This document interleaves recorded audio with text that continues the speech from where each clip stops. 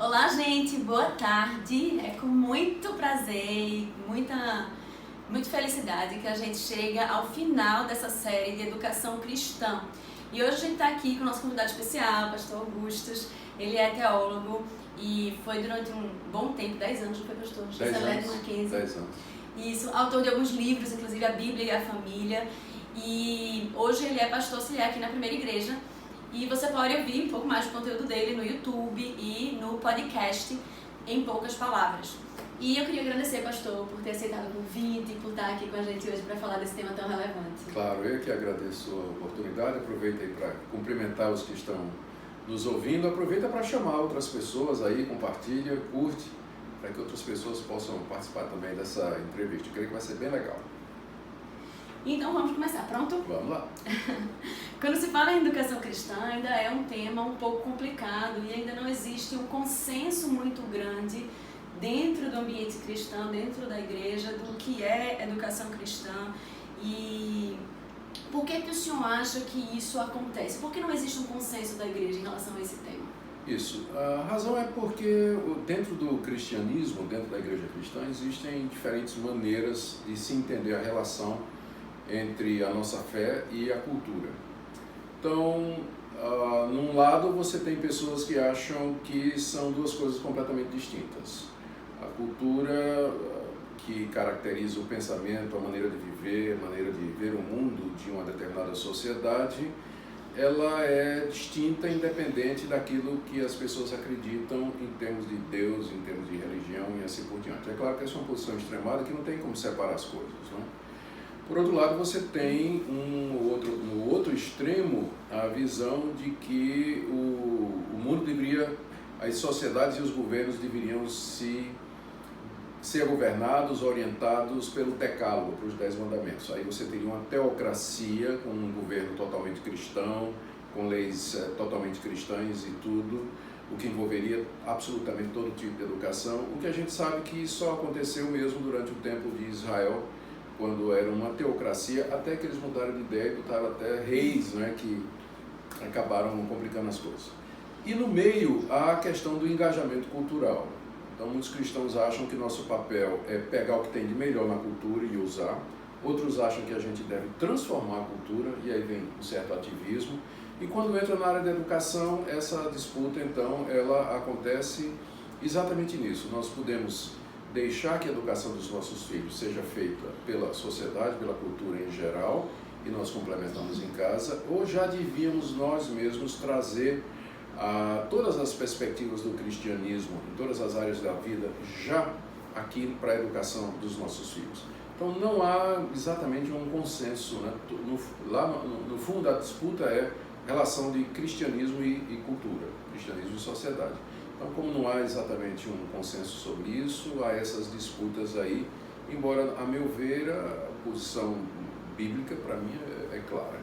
E que posição bíblica, pastor, é essa? O que a Bíblia fala sobre a educação cristã? Eu creio que ela não fala diretamente de educação cristã, mas ela deixa claro que existe maneiras de se enxergar a realidade que não são compatíveis com aquela maneira que Deus quer que nós enxergamos a realidade. Então, biblicamente falando, todas as áreas do conhecimento, todos os espaços da existência humana, eles estão debaixo de Deus. O homem genérico, né, foi criado à imagem e semelhança de Deus e, portanto, ele é teorreferente. Tudo que o homem faz, ele faz a partir desse referencial que é Deus, crendo em Deus ou não. Até o fato de se declarar ateu, né, já pressupõe que Deus existe para você poder negá-lo, né? Você poder negá-lo. Então o homem é teorreferente. Tudo que ele faz, ele está debaixo da autoridade de Deus e do que Deus tem a dizer, queira ele ou não. Então, biblicamente falando, toda a educação, tudo que a gente faz, a própria cultura, a maneira de viver, de ser, de ganhar dinheiro, de se vestir, de se divertir, tudo isso está debaixo da autoridade de Deus e daquilo que Deus diz a respeito. A criação de filhos e a educação de filhos é uma área extremamente importante. Então, do ponto de vista cristão, e você já vê isso no Antigo Testamento, na parte dos judeus, quando os judeus eram uma teocracia, a orientação para que desde cedo os pais ensinassem aos seus filhos como eles deveriam se comportar, como ver o mundo, questões difíceis da vida, como deveriam ser analisadas. Isso era inculcado, esse é o termo que é usado, né? Inculcado desde cedo na vida e na mentalidade das crianças. Então, os cristãos eles têm que aprender do Antigo Testamento e dessa perspectiva geral que a educação não é uma coisa neutra e que nós devemos ensinar os filhos a partir de uma perspectiva cristã de mundo. Isso. E só para, talvez, não arredondar o que o senhor disse, mas, mas assim, qual é o nosso objetivo com relação, quanto pais, em relação à educação dos nossos filhos? Qual é a nossa missão? Qual foi a missão que Deus nos deu? Eu creio que a missão principal é ensinar os nossos filhos a enxergar o mundo, eles próprios e as outras pessoas, a partir da perspectiva cristã. É formar uma mentalidade cristã na criança para que ela possa, em verdade, entender a si própria, entender a sua relação com as pessoas e enxergar o mundo e tomar as decisões corretas a partir daí. Então, esse é o nosso objetivo. Se quiser usar as palavras de Jesus, é discipular os nossos filhos, fazê-los discípulos de Cristo Jesus. E isso não é alguma coisa que possa ser feita à parte da educação deles. Envolve a educação deles, que é feita na escola, que é feita em casa, enfim. Então, a educação, ela não está fora desse objetivo que nós temos, que é discipular os nossos filhos e criar neles, formar neles uma mentalidade cristã. Porque se não for uma mentalidade cristã, vai ser outra. Pode ter certeza, vai ser outro tipo de mentalidade que vai ser formada. Perfeito. E aí, como o senhor estava falando, o senhor, né, falou aí a questão de não é uma educação cristã, não é uma educação neutra, né, não é um escândalo. Existe muito isso, né? Alguns pais, inclusive, se confortam nesse dizer, olha, eu não escolhi uma escola cristã, mas a escola do filho ela é neutra, ela não ensina nada além disso. O que o senhor pensa sobre isso? Vamos um pouquinho mais a fundo nesse tema. A ideia da neutralidade, especialmente nas ciências e nas humanidades, ela faz parte do pensamento racionalista que dominou primeiro a filosofia, depois a educação e depois a teologia, a partir do iluminismo, um movimento que vem concomitante com a reforma e depois da reforma protestante, em que o pessoal cria que através da análise racional, neutra, sem os pressupostos da religião, o homem poderia alcançar o entendimento da verdade, como é que o mundo funciona, entender as leis e usar essas leis em seu benefício, que seria a tecnologia. Então havia essa ideia da neutralidade. A ciência ela era neutra. O pesquisador, o cientista, ele era visto como tão neutro e puro como um eunuco, né? Sem nenhum pressuposto, sem nada que pudesse enviesar a pesquisa dele, a conclusão dele. Então essa fase que durou uns 300 anos mais ou menos, dominando a área das ciências, a área da educação e da teologia, ela começou a chegar ao fim, especialmente com o trabalho de um filósofo alemão chamado Immanuel Kant, que desenvolveu o conceito de Weltanschauung, de onde é uma palavra alemã traduzida da cosmovisão.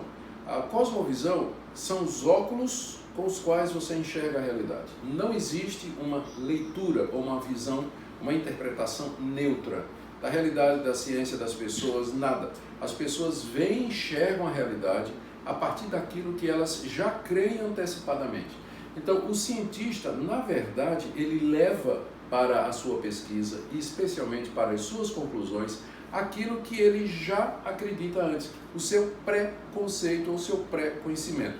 Então, aquilo que nós cremos, as nossas experiências, elas formam uma avenida por onde o conhecimento se processa, por onde a análise se processa.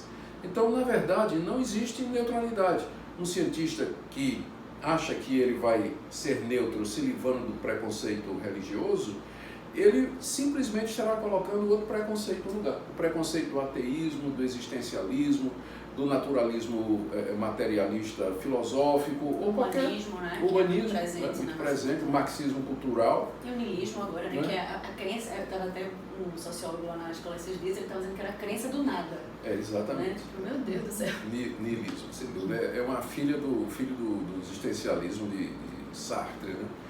E aí o resultado é que com Immanuel Kant e a chegada da pós-modernidade, então esse mito da neutralidade, ele foi desbancado. Hoje as pessoas sabem da participação do pressuposto na análise de conteúdo e na tomada de decisões e na feitura de escolhas. Então não há o que fugir. Não existe neutralidade na educação. A educação ela vai partir de um pressuposto a respeito do que é o ser humano, um pressuposto pedagógico, como é que ele aprende, um pressuposto a respeito do mundo, se ele surgiu do nada ou se ele foi criado por Deus. Não existe neutralidade na educação, não tem. A gente estava conversando nas lives passadas, né, como pode, é impossível um professor, né, um educador, olhar para um aluno que ele sabe que ele é uma alma eterna, criada para glorificar a Deus e todas as coisas, feito à imagem e semelhança de Deus, né, que deve ser direcionada à perfeição e santidade, e um outro professor que vai olhar essa mesma pessoa como uma combinação química, né, fruto de uma evolução, talvez um animal evoluído. É impossível você conseguir, né, conduzir até o conhecimento da mesma forma, né, tendo o pressuposto de quem é aquele que está sentado na sua frente para aprender. Exatamente, por isso não tem neutralidade mesmo. E o senhor falou mais cedo em relação a essa questão da divisão, porque é uma dúvida muito frequente, a gente até escutou de um dos ouvintes na live, acho que foi na primeira live, em relação a esse dualismo, né? As pessoas acham muito, tipo, que, não, mas educação cristã na igreja, cada coisa em seu lugar. Né? Você tem a educação na escola, o aluno vai aprender português, matemática, ciências, história e geografia, mas na igreja ele vai ter a educação cristã, ou em casa eu vou trabalhar com ele. Mesmo que ele veja, por exemplo, na escola algumas coisas, quando eu chegar em casa eu dou uma cosmovisão, talvez, cristã para ele. Né? E existe muito isso. O que o senhor pensa dessa... Isso, excelente pergunta, Andressa. Veja só, esse tipo de perspectiva, ela parte de uma visão muito reducionista do que é o cristianismo. Está pensando que o cristianismo se reduz ao relacionamento individual e pessoal da pessoa com Deus. E que, portanto, é algo privado e que não tem nada a ver com o que se faz na arena pública, o que se faz na sociedade, o que se faz no mundo. O que, para mim, como eu disse, é uma visão reducionista. O cristianismo ele tem pretensões bem maiores do que simplesmente a redenção da alma do indivíduo. O cristianismo se propõe a implantar o reino de Deus, os valores do reino de Deus aqui nesse mundo, na área da arte, da ciência, da política, da economia e da educação. Claro que a gente tem consciência de que isso é uma pretensão que nunca será alcançada, porque a humanidade está no estado de queda, marcada pelo pecado, e a redenção completa dessa realidade somente quando o Príncipe da Paz, o Senhor Jesus Cristo, voltar. Que houver o julgamento final, a ressurreição dos mortos e a instalação do reino eterno do Messias. Então, só então nós teremos um mundo perfeito. Mas até lá, é tarefa do cristão lutar pelos valores cristãos e pela implementação daquilo que o cristianismo entende que é a verdade para o bem da humanidade, para a glória de Deus, para a alegria do seu povo. Então, essa é que é a visão. Talvez quem melhor definiu isso foi o fundador da Universidade de Amsterdã, Abraham Kuyper. Ele era ministro da Educação lá na Holanda, um cristão muito comprometido, uma visão ampla do que era o cristianismo. Ele foi eleito primeiro-ministro da Holanda e nessa situação ele fundou a Universidade Livre de Amsterdã. E ele tem essa frase que ele tirou dos escritos de João Calvino: não existe 1 centímetro quadrado da realidade sobre o qual Cristo não possa dizer é meu. Então, toda a realidade está debaixo da autoridade de Cristo Jesus. Nós não podemos simplesmente abdicar a mente dos nossos filhos e entregá-los a pessoas que têm uma visão de mundo completamente contrária da nossa, pensando que em casa a gente vai compensar. A gente sabe que o herói da criançada são os professores. Os professores estão com eles a semana toda, né? E às vezes o contato que nós temos com os filhos e o contato que eles têm na igreja não dá nem para concorrer com a influência que a escola tem na vida deles. E normalmente eles passam muito tempo na escola, né? Sim. Então, é mais difícil a gente fazer isso, né? E como o senhor falou, assim, nosso objetivo, enquanto pais, é justamente garantir que os nossos filhos tenham essa cosmovisão cristã, né? Que olhem todas as coisas por essa perspectiva, né? E se a gente quer alcançar uma meta, a gente nunca conscientemente ou racionalmente faria um esforço de um lado e deixaria que outras pessoas o influenciassem para outro, né? Pois é, né? Então, nós estaríamos, como se diz, dando um tiro no pé. Sujeitar e entregar a mente, o coração e a alma dos nossos filhos para serem educados por pessoas que, eu não estou falando que é gente imoral, indecente, claro. não, são pessoas normais, até pessoas boas, mas que elas têm uma visão completamente contrária àquilo que a Bíblia nos diz quanto ao ser humano, quanto aos relacionamentos, essa questão de sexualidade hoje, né, que é muito forte também. Então a gente precisa pensar bem antes de entregar nossos filhos para serem educados por pessoas que não têm os valores do reino de Deus no coração e na mente. E esse nosso trabalho é tão difícil, né? E a Bíblia, a gente se fala, né? Nós somos chamados a nadar contra a maré, né? A andar na contramão do mundo. O quão difícil é a gente andar na contramão, né? Para que a gente ainda permita que os nossos filhos sejam influenciados por aqueles que estão andando na mão. Isso é verdade. Né? Então, o esforço para puxá-los de volta é muito grande. Graças a Deus, no Brasil a gente ainda tem essa oportunidade, né? Mas em outros lugares, a ideia, por exemplo, de uma escola cristã, pública, aberta, não existe, né? Não pode nem igreja, imagina escola cristã. No Brasil, pelo menos, ainda nós temos a oportunidade de ter uma boa escola cristã, mandar nossos filhos, educá-los. Eu acho que devemos aproveitar enquanto a gente pode. É verdade, pastor.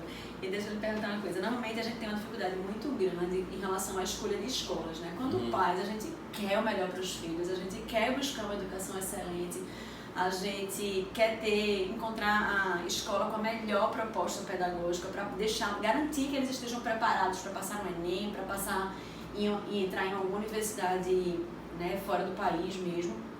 E muitas vezes esse tem sido o critério para a escolha da melhor escola para o meu filho.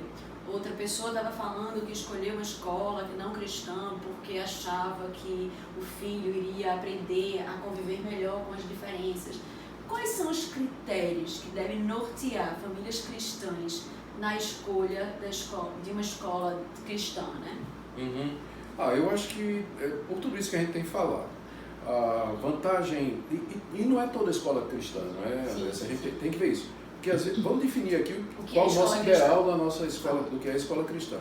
Escola cristã, para nós, não é simplesmente aquela escola que tem um cultinho, né? Tem um pastor que vai fazer uma devocional, capela todo dia, e que o diretor é crente e que está ligado a uma igreja ou uma denominação.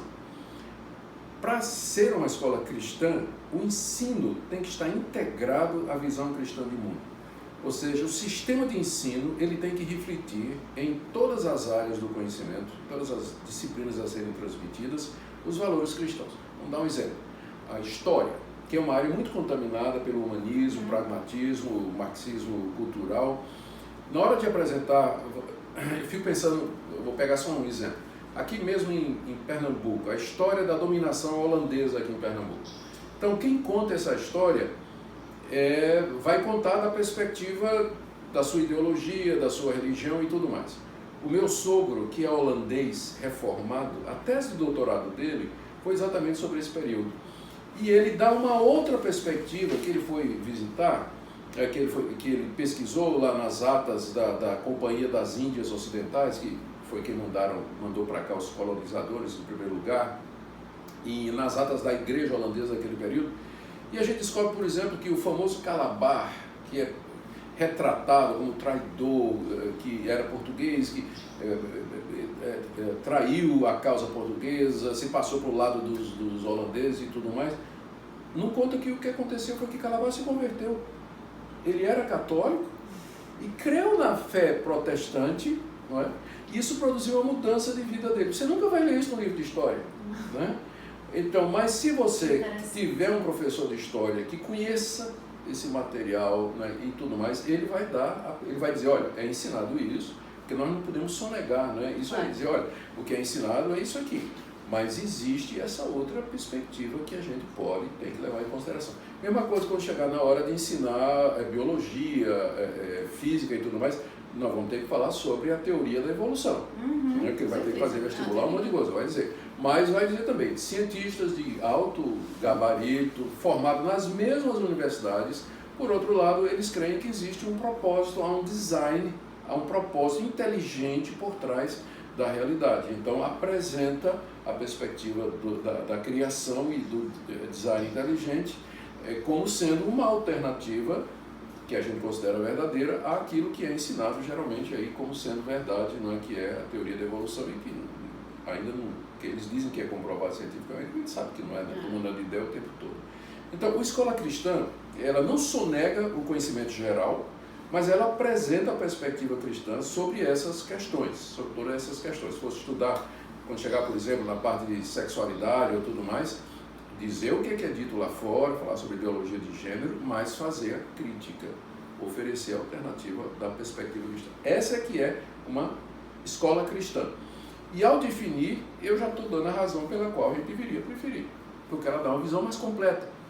Se você manda seu filho para uma escola secular, que não tem perspectiva cristã, ele só vai ser ensinado no humanismo, no materialismo filosófico, no naturalismo, no marxismo cultural. Uma escola cristã, você vai ver, ele vai aprender todas essas coisas aí, que não deve ser negado esse conhecimento, mas a crítica feita da perspectiva cristã. Então o ensino é muito mais completo, muito mais abrangente e, para mim, isso aí é a coisa correta.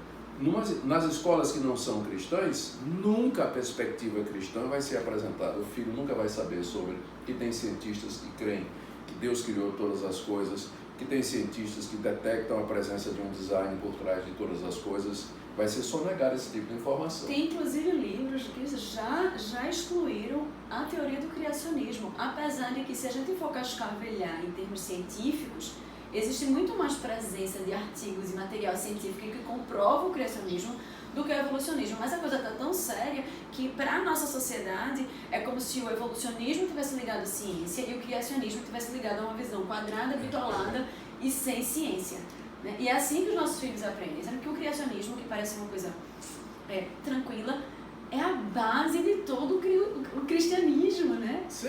E há também, Andressa, uma ignorância aí proposital, né? E eu acho que talvez em alguns casos talvez até não seja, mas muitos desses professores, eles ignoram que foram cientistas cristãos que deram origem aos principais ramos da ciência moderna. É só ler a história da ciência, tem um livro muito bom da Nancy Pearcey sobre isso, Verdade Absoluta, que traça o surgimento da moderna academia e da moderna ciência, a pesquisa feita por professores e pesquisadores cientistas cristãos, que exatamente porque eles criam que o mundo foi feito por um Deus de ordem, eles queriam entender como o mundo funciona para poder entender melhor a Deus. O Blaise Pascal, o nome desse, Isaac Newton, outro nome bastante conhecido, o Cuvier, também na área de química, tantos nomes aí que eram de cristãos comprometidos e que nos deram a universidade moderna.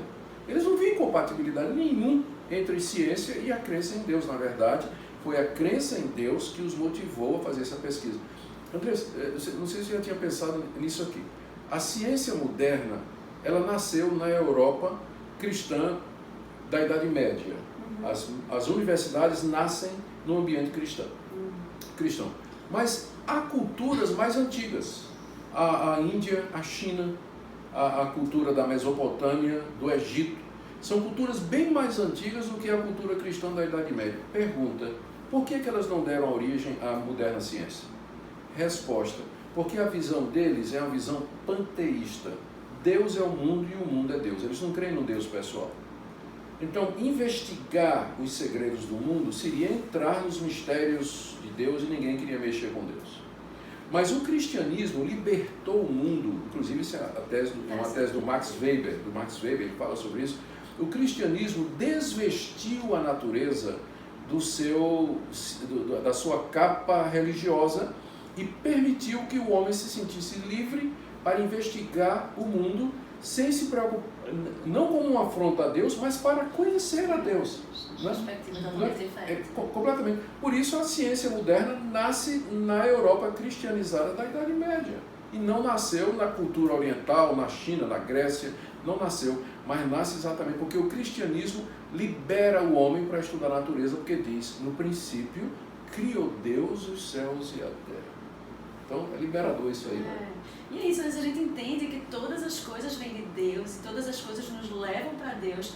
Se nós amamos a Deus acima de todas as coisas, né, nós iremos amar o conhecimento e explorá-lo, porque Ele vai nos levar àquele que nos criou e àquele a quem nós amamos, né? Exatamente e isso. É uma perspectiva que choca com aquilo que nós ouvimos da sociedade, né? Desse dualismo, né? Que não existe, na verdade. Então, de coisas tão distantes. Então a gente, né, viu essa questão das motivações, né, que devem conduzir a escolha dos nossos filhos a Deus. E por último, um comentário que eu achei bem interessante e que eu queria que o senhor comentasse, de uma mãe cristã, né, que ela estava preocupada em preparar o filho para o mundo, né, para estar pronto para talvez os ventos de doutrina e estar pronto aí para o que ele precisasse enfrentar. E na cabeça dela, ela achava que se ela colocasse os filhos numa escola cristã, ela estaria criando-os numa bolha, foi a expressão que ela utilizou, numa bolha, e não estaria preparando ele para o mundo por vir. Ele tinha acho que uns 3, 4 anos. Mas... Sim. Mais uma vez, né, a resposta, Andressa, está na definição de escola cristã.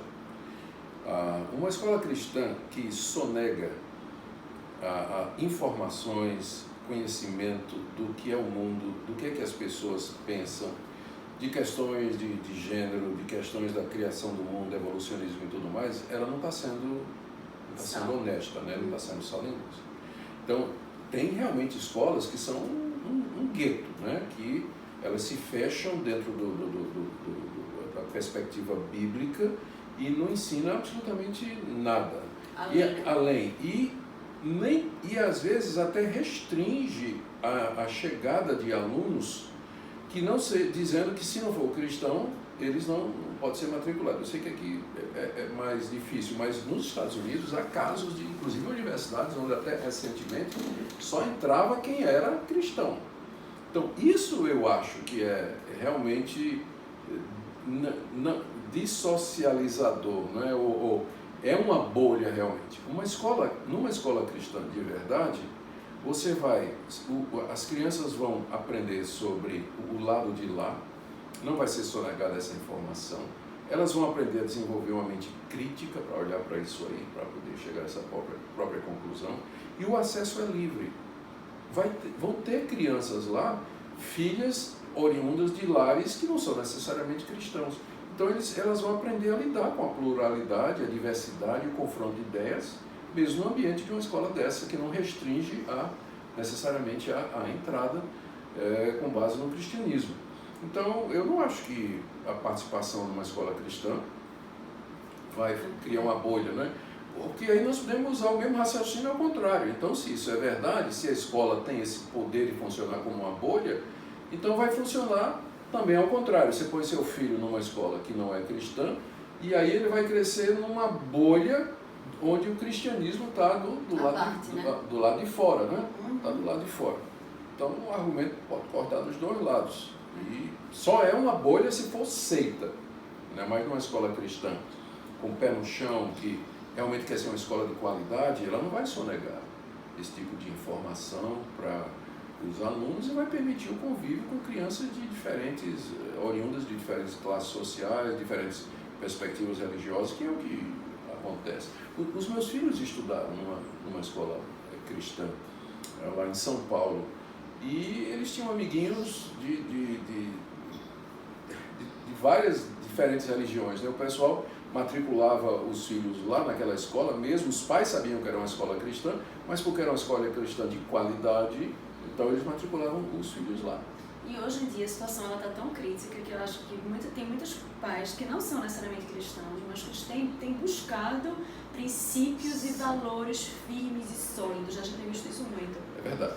Porque o mundo está tão louco, o negócio está tão liberal, o relativismo está tão presente dentro das escolas e nos posicionamentos que até os pais que não são, eu estava até comentando ontem na live que teve uma família que chegou lá, não era cristã, e ela disse assim: eu preciso de valores e princípios firmes para o meu filho. E onde eu poderia encontrar que não fosse numa escola cristã? Né? Eu achei tão interessante esse depoimento. Se a gente se calar, as pedras clamarão. Né? E E é bem isso, assim. E a gente vê a situação em que está, né? O índice de crianças que tem se desviado, o índice de crianças que tem cometido suicídio, eu estava lendo um artigo, 200% de aumento de índice de suicídio em adolescentes, 10 a 14 anos, depressão nem se fala, né? Em todas as faixas do conhecimento. Isso tudo reflete muito a realidade em que a gente está vivendo. Eu tô super fazendo propaganda do filme Mais Que Vencedores. Porque eu amei o filme. E ele traz muito, eu fiquei encantada pela perspectiva de identidade. E é uma das coisas que o criacionismo traz, né? Sim. Filhos de Deus, né? Criaturas do Deus vivo. E os nossos filhos hoje, como eles são tão bombardeados com humanismo, com relativismo, né? Que eles não sabem nem o que são, nem para onde vão, nem de onde vêm, eles perdem identidade, faz com que eles se percam naquilo, qualquer coisa vira razão de ser deles, e quando a frustração bate, se esvai, né? E o cristianismo, quando é bem solidificado, quando ele é bem fundamentado na educação daquela criança, né? Salva